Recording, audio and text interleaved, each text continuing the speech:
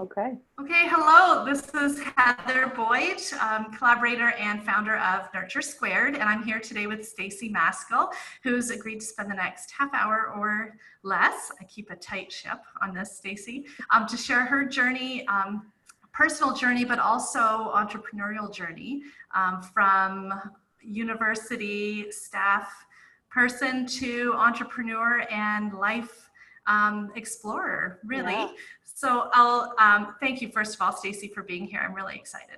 Oh, well, thank you so much for asking me. I'm really glad we're able to do this. Me too. I'll give people a brief overview of who you are and why we're here today. Stacy is passionate about truly living in a conscious like manner, full of joy and love and compassion, and peace, and she's doing all this through exploring healing after addiction. Her goal and her passion really is to create a positive world and support others through her mentorship, and she does that by sharing her journey of recovery, being queer, experiencing health challenges, mental health challenges, and being a mentor to others through that. One of the key ways that she is mentoring people is through her best friend and partner's Priestess Certification Program. Vanessa Sage has developed that, and the two of you run it together and work on it out in Glace Bay, Cape Breton now, Yes. Which is an exciting move from Ontario. And Stacy's involved with that both as a mentor and as a guest teacher, as well as supporting the program in the background. So Stacy, thanks again for being here, and I'm excited to walk through all these pieces with you in the next 25 or 30 minutes or so. For sure. Was there anything that I've left out? No, just the only thing is that I also have my own transcription business, which I started, the whole thing was when I moved out here was I was going to be an entrepreneur myself. And found that there's a very sort of specific niche to being an entrepreneur. And Vanessa has that 100%. It's sort of a lot of stage management, project manager. And I didn't necessarily have a lot of those skills. So by doing something that I already was good at and had a lot of contacts already, really, really helped me a lot. And transcription I'd been doing for years at McMaster when I worked there. So I was very, very lucky to have clients come with me. But there is a whole aspect to entrepreneurship that I think that people are very misunderstood about. And I think that a lot of the branding out there is just like about the work that has to go into it. It's just like, hey, I'm a 6-figure business and I can show you how to do that. And it's like, it's hard work. It is. Well, and I'm glad you mentioned the transcription piece, because Stacy, you and I go way back to those McMaster days when you were doing transcription for me, and I was just so grateful to have someone that could do it. Yeah. And of course, at the same time, you were working the front desk of a very, very busy department in school. Absolutely. I wonder, well, and just speaking about that entrepreneurial challenge, I think for a lot of us in Nurture Squared, what draws us together is that we're all experiencing this challenge of knowing that we have some skill that we really want to use, but not knowing anything about that front end public piece that it sounds like Vanessa has a knack for. Yeah, a lot of it, and it's like for me being in transcription, there's not a lot of me having to put myself out there. It's, like, what am I going to put on Instagram about, like, hey, transcription?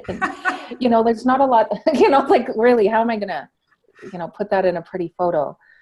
So I did some networking by just getting a hold of a few universities that had sort of research institutes, put my name down. And so now I do work with McMaster, University of Alberta. I've done some for McGill. That's how I do it. But when you have a heart-centered business here, whether like for yourself being at OT or whether Vanessa being like, she's a cultural anthropologist. And so that has really informed what she does. You have to put yourself out there. You have to be seen. And now Vanessa, she is highly sensitive and deeply introverted. And she didn't want to put herself out there. She railed against it. She wanted none of it. And now if you follow her on Instagram, that's where she does a lot of her marketing. And I say her because she really is the marketer.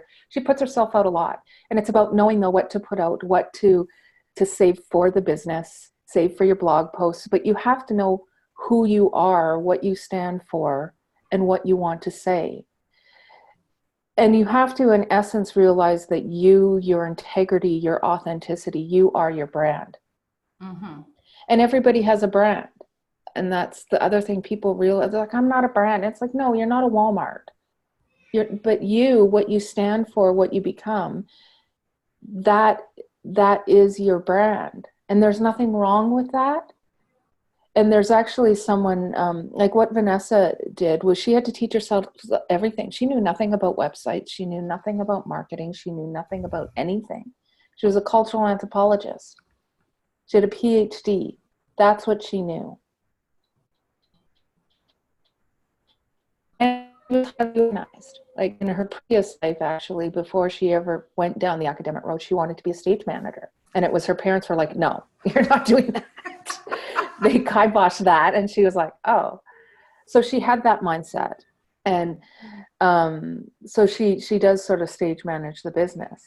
I really like that idea of looking at it as being like a stage manager, because you're working on not just what people are seeing and the message that you're getting across, but all of the behind the scenes piece mm-hmm. that I think we underestimate when we get into our own private practice or small business, is just how much is in front and how much is behind. Well, right, because what people see of a website, there's a lot that goes into that. And so Vanessa, she learned, she did it all, got any sort of free resource that she could find, and then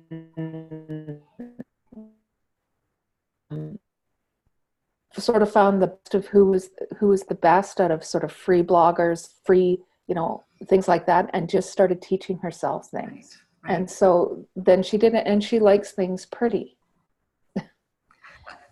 Well, and you need to pay attention to pretty. You know what? Because honestly, when you have people coming to your site, they literally, it used to be like 30 seconds. I think now it's gone down to like you have 5 seconds to make an impact. And so you have to get them with photos. You have to get them with words. Videos are better, all these sorts of things. Now with our photos, with Vanessa's, the one thing that we decided to do is we sort of played to our strengths. Vanessa loves photos. She started years and years ago before she ever went into business. She loved taking photos. And then when the iPhone came out and the smartphones where you could take them on your phone, she just started going out and she turned that into hashtag. She started a free program about it. People still use the hashtag to this day, but not almost every single photo you see on her website, in her newsletters, and in her social media has been taken by me or by her. We don't. I noticed that because I was looking for whether I could grab a photo before today, and I noticed that note on the bottom because I thought, well, who has this, and where do I go to make sure I'm using this with permission? Yeah, like we don't do stock photos, and all we did was Vanessa had a love of photography, so for her 40th birthday, I bought her a DSLR camera. She has yet to learn that camera. I picked it up. I just started pointing and shooting, and I'm like, hey, I like this. And then we took some classes or some great online resources. Like I've gone to Udemy and looked for, photography courses to learn things like the rule of thirds and it's about making some certain types of investments, but you can learn so many things online. I mean, the whole adage of, Google it. And so we did these things because when you start taking your own photos and you start putting yourself out there, and especially if you get somebody that cares about you taking your photos, we've had people in our programs. We're now planning our first retreat actually in Greece. And one of the add-ons we're going to have is while Vanessa is doing the priestess thing, we're collaborating with another really great colleague who's going to be doing an art journaling piece. One of the things that I'm going to be doing is I'm going to be offering photo shoots, and people are ecstatic because I take photos. I can look through the lens and take photos, and people are like, I want Stacy to take photos because I want people to see me the way that Stacy sees Vanessa. Right. I take photos. So if you can get somebody, all you need is a good camera. Those point and shoot, the DSLRs, it is a bit of an investment for sure, but point and shoot, like honestly, I'm actually now taking my first photography class so I can physically learn the camera to take it off auto. But there's so many things that you can do. And we're now at a stage in the business where we need to start looking at hiring some outside help. That is a very exciting point to be at. It is. And I want people to know, though, that it has taken 6 years to get here. Okay, let's talk about that a bit, because I know I was chatting with my sister yesterday and she was asking me, not because she was curious, but to remind me how such a short time I've been in business. Yes. Because how long has it been? How long has it really been? Yes. And how much patience it takes and how much work it takes. I wonder, maybe you could speak a little bit more to that, and especially in terms of, you know, a lot of us here watching are also introverts, are also people with skills that were never intended or to be entrepreneur. We've worked in institutions or public sector, and then find ourselves introverted but passionate. And I think both you and Vanessa really, I think both embody that to a very high degree. I wonder if you could speak to that a little bit. Sure. Well, first of all, the one thing that I tell Vanessa all the time, this is a marathon. This is not a sprint race. And there are going to be moments in that marathon when you're like, I'm done. I am finished. I am quitting. And you have to remember, this is the long haul. You can look at any business that you absolutely adore, a passionate business that speaks about the why. I'm trying to think. I did a marketing course. Samsung is another business that is a really quite a really good grounded business. There's a number of other industries that have started very small. Mountain Equipment Co-op was another one. They started with one store in Calgary, and it's a co-op, and now they're everywhere. These things, they take solid time, and it has to start with your why. There's a really, really great, and you can find his blogs, his video. His name is Simon Sinek, I believe. And he says people don't buy what you do, they buy why you do it. And so that's why it's important for people who have these heartfelt businesses. And that's why I include things like OT, because of course I worked with OT. I loved OT. Like I thought, man, if I could do it over, a career in OT would where I'd be. So when you have these heart-centered businesses, people are buying your why. And quite frankly, it doesn't matter if you're selling a widget. And Apple is a perfect example of that. It's a computer, albeit an incredibly expensive computer. But why do they keep having people come back? They could start selling water bottles. People buy their why. Mm-hmm. So it has to be about your why. So now, if you understand your why, what that is, having a personal mission and vision statement about what you want to do, you also have to remember that you have to be able to be seen. You can start out small. A great way to do that is Instagram stories. They last only 24 hours. People can do all kinds of things. You can do filters on them. You can, but understand what you want your business to stand for too. So you don't have to, Vanessa and I made a very important statement that our programs, Priestess programs, was open to everyone. Didn't matter your political affiliation. It didn't matter your religious affiliation. It didn't matter, we were the safe haven. That being said, we are a link-free zone. We are a world-free zone. We allow all the feels. We have a witnessing model. We do not fix. So if something happens in the world, as it does, as it did, as it will tomorrow, you can come in and you can talk from here and say, I am sad, I'm angry, I'm happy, I'm da-da-da, I'm going through this tough thing, and we will witness you. But we made a point of doing that. We're not going to get politics, we're not going to be, and we stand to that. And subsequently, we have all kinds of people in our program who are comfortable with that. So you have to know your why. Mm-hmm. So once you know your why, and once you're then able to be seen, and then try not to let people derail you from it. Don't start trying to branch out and do a million different things.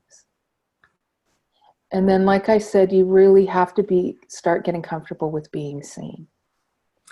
I wonder, Stacy, if we can take that theme that you're bringing up around understanding your why and your passion and back up a little bit to your journey, because your why has changed dramatically from when we first met and were working together.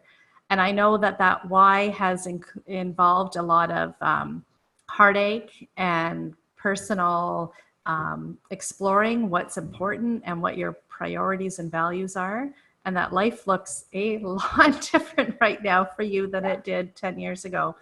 Can you speak about that journey, of healing and of taking a totally different path than you were on? For sure. When I look back, being in administration, it was a career I never ever wanted. It's funny how life just happens. I didn't know what I wanted. I went to university when I was 19 and I was completely overwhelmed. I went to the University of Alberta, and that's an incredibly large university with a large campus. I was in classes of 600 people, and I did not do well. But that was the only thing that I knew. Right? That was back in the early 90s, 1992 to be exact. And I was working in retail, making minimum wage was $6 an hour. Ended up getting a job. I knew nothing about computers. I was railing against them at that point. Like, they were still DOS-based. Windows, I think, had just come out. I ended up getting a job at the university hospital, and I went from making $6 to $11. Like, whoa. And so started my career in admin, right? And so I was self-taught and worked from a file clerk all the way up to the job that I ended up having at McMaster. And I knew as soon as I took the final role at McMaster within 2 weeks that it was the wrong job for me. I'm organized, and I have attention to detail in certain things, but this job required skills that I did not have, not at all. And I should have had them. And I think that's what people thought. And so I did go to my current bosses saying, you know what, this is the wrong job for me. And I tried everything. I tried different techniques. I tried classes. I tried, you know what, when they're asking you to, be a window washer and you're terrified of heights, it just isn't, it's not going to work. So I really started questioning everything, my worth. I felt like a failure because I had never not succeeded. Even though I knew I didn't want to be an admin, I was very, very, very good at my jobs. Incredibly good. Sounded like it was, and I'm sure a lot of us can relate to this, it was the safe choice. It was 100% the safe choice. I went to college to actually, before I left Alberta, I went to college. I was accepted into the culinary arts program and the police and security program to become a police officer. So I could have been a chef or a police officer. And near the end of the program, my mental health got the best of me, and I needed to lose weight before I could pass the physical. I needed eye surgery, and my mental health was off the deep end. And I was out of school and I needed a job. So I went back to what I knew because everything else looked too daunting.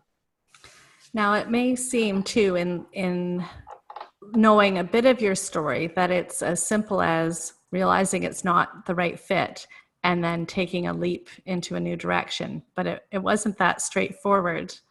No, because what I didn't know then was that it was a culmination up that those last 4 years were actually killing me. I was so sick in those 4 years. I had had 2 CAT scans, an MRI. I had more blood tests than I could tell you. I was in and out of the doctor and specialists because you name it, it was going wrong. I was in constant chronic pain and every single test was coming back normal. And yet I had actual physical symptoms. I had a constant migraine in my eye that wouldn't leave. It was there for months. I ended up having a period that lasted 11 weeks. You name it, it was happening to me. And in that time, I lost absolute joy for everything. I was going to work. I was coming home. I was exhausted. I was getting up. My absenteeism went up. I was being bullied and yelled at work, and I was failing miserably. So how it came across to them was that I didn't care. But how it was to me was I was terrified. I was failing. It was like I was falling down the side of a mountain and kind of getting on there, I'm begging for them to throw me a rope, and they're not. But to them, it's like I'm just not giving a crap. And so when the day came and I went in on a Tuesday and I left with my things in a box, I had never been let go from a job ever. Not since the day I started delivering papers when I was 8 years old. My first job was at 8. And I mean earlier because I did chores. But my first out of the home paid job was at 8. So from 8 until 44, I had never been let go. If I left a job, I left it. And I was devastated. I was also the breadwinner. Vanessa was still finishing her PhD, trying to start this business. And and the thing that I realized then is my identity was tied to that job 100%. I wasn't Stacy. I was an admin assistant. And so in effect, you were, even though you knew it wasn't a good fit, it was getting pushed of that role. That was, and I believed I was going to retire from Mac. I honestly did. I had never stayed 10 years anywhere. I was coming up to 10 years in that same department. It's funny how even when we think things aren't an ideal fit, we somehow breathe it in and suck it up because of the safety. And I guess that's where, when you and I were talking as we were booking this interview, you had said that it was getting laid off was the best thing that could have happened. And I hear that so often in stories about major change like this, that it takes, because the courage to leave would be so enormous that it's being fired or laid off that's required to push you to something so much bigger and better fit, which is what's happening now. Well, yeah, because I wouldn't have left. I had an old school combined pension benefits. When I left McMaster, I was making $30 an hour. I didn't start that way, but after 10 years working there, that's what I was making. I had 4 weeks vacation plus Christmas, that week off you get at the university. I wasn't going to leave. There was no way I was leaving. Mm-hmm. And so then, when Vanessa and I decided to come out here, at that point, that's when Toronto was moving into Hamilton, and so prices were like, doo. Mm-hmm. And we were living in a 1-bedroom apartment, and we couldn't afford to leave it. And now that I love my job, we really couldn't afford to leave it. And so we had this opportunity to come out to Cape Breton. And because I got laid off, they had to lay me off.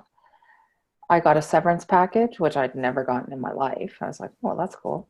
I had the entire summer paid because I got laid off in June, and I got paid until September. God bless my grandmother. She passed away and she left me a little bit of money. I'm like, what a sweetheart. I wasn't expecting that. So this is when I thought like, oh, the universe kind of takes care of you. This is when I first started thought, maybe there's something to this whole universe. And then this lady out of the blue was just like, yeah, you could help me do some work. I was like, okay. So we moved out to Nova Scotia, and I had these really big plans. Vanessa and I were going to be this power couple. I was going to start my own business. I also got courses through McMaster. I could take 5 courses. I was going to start a business. I promptly came out here and I fell apart. It took me an entire year to recover. I did the 5 courses. I took 5 courses, and I didn't do any of those things. The Nova Scotia government has a wonderful program, the self-employment benefit, which I applied for, and you have to be on unemployment. So I applied for, and that's how I was able to start my transcription business. But I didn't help Vanessa in the business. I could barely keep this house in order. She's like, okay, I'll work on the business. Can you keep us fed? I could barely do that. I was a wreck because my identity was gone, and I didn't realize how traumatic the last 4 years had been in that job. I feel like what you're describing is something that in some areas of health we call unmasking, that you move to somewhere that should be a place and a environment of healing because you're away from a job that was killing you, and yet you crumbled. And it's almost, we talk in homeschooling too about this deschooling, that once you leave school, you need a year to just unpack it all. And I'm seeing some similarities in what you're describing there. Oh, I'd never experienced that. And I realized I had no joy. There was nothing that brought me joy. And I was having nightmares. I was having flashbacks, very similar of post-traumatic stress. I had no idea how bad I felt. The one thing that was good was all of my physical symptoms went away. Every last one. The headache went away in the eye that I had for going on an entire year. I mean, try and not move your eye. Especially when you're a transcriptionist. Oh, yeah. I mean, I know you're listening to them, but it's the typing piece. Try. I was trying to hold I would try and hold my eye, right? Because it hurts so bad. But I'm like, but every single physical symptom went away. Every single one of them. So then I'm like, wow, stress really can kill you.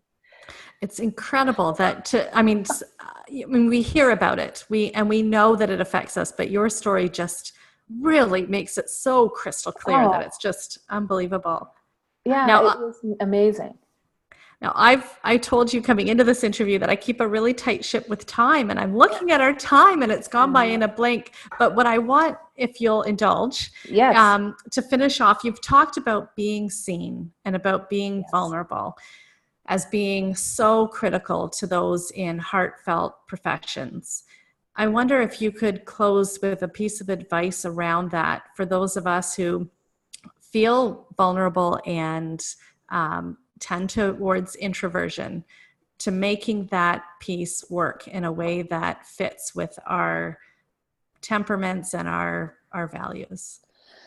Well, for example, what I just talked about being let go from a job. And I mean, let's be honest, I was fired. I was laid off because that's the way they could do it at a unionized job. But that had never happened to me before. In telling you this story, I'm being vulnerable with you. Now, the most important thing that I can tell people, and Vanessa taught me this, is something she describes: speaking from the scar, not from the wound. So if you are still processing it, share it with, as Brene Brown has talked, you're 5. That's something you share with your partner. If it's still bringing up deep, deep emotion, you're feeling it here, you're feeling it in your stomach, your solar plexus, you're processing it. That's a wound. I don't feel that way about, so I can say what really happened without any anger, without any ill will to any of them, but a deep heartfelt thank you. But what I'm sharing here now, I hope can help people, just like my journey through recovery. So that's being vulnerable, and I'm also not going into any of the details. You don't have to go into these deep details. You don't have to lay it out, because that can also re-trigger people. But just sharing, because you never know what you say, how it can help someone. So by starting an entrepreneurial journey, by leaving corporate and saying, I wanted to start this. This is what I'm passionate about. I was not able to do that in the constraints of corporate. So this is now what I'm trying to do. I'm finding the journey hard.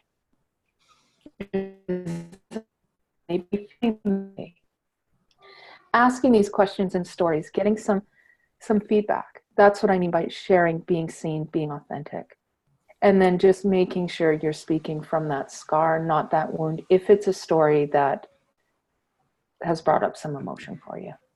That is a beautiful way of looking at it. I know it's come up on our Nurture Squared Facebook page around sharing and the difference between sharing when we're still feeling it too deeply, that it's our own healing that we're sharing it. I hadn't heard of Brene Brown's 5, but that resonates very deeply, and that imagery is going to stick with me for sure, Stacy. Yeah.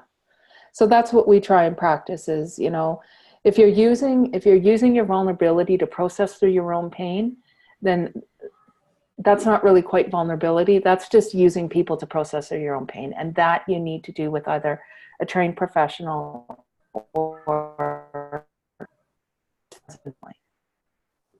but sharing from your experience, your strength and hope, in the hopes that it'll help others, that's the vulnerability you want to share. Thank you, Stacy. That was just beautiful. And in keeping at least a sort of tight ship, I just want to say thank you. That was a very fast 30 minutes. And I know that we could talk for 3 hours or 3 days about this stuff. So I want to say thank you for your time, and just add, where can people find you and Vanessa if they're looking for more information about your program? So vanessasage.com. That is the website where you can find all the information about Sage Priestess Certification. It now has 3 levels. Vanessa also teaches a 3-year tarot school.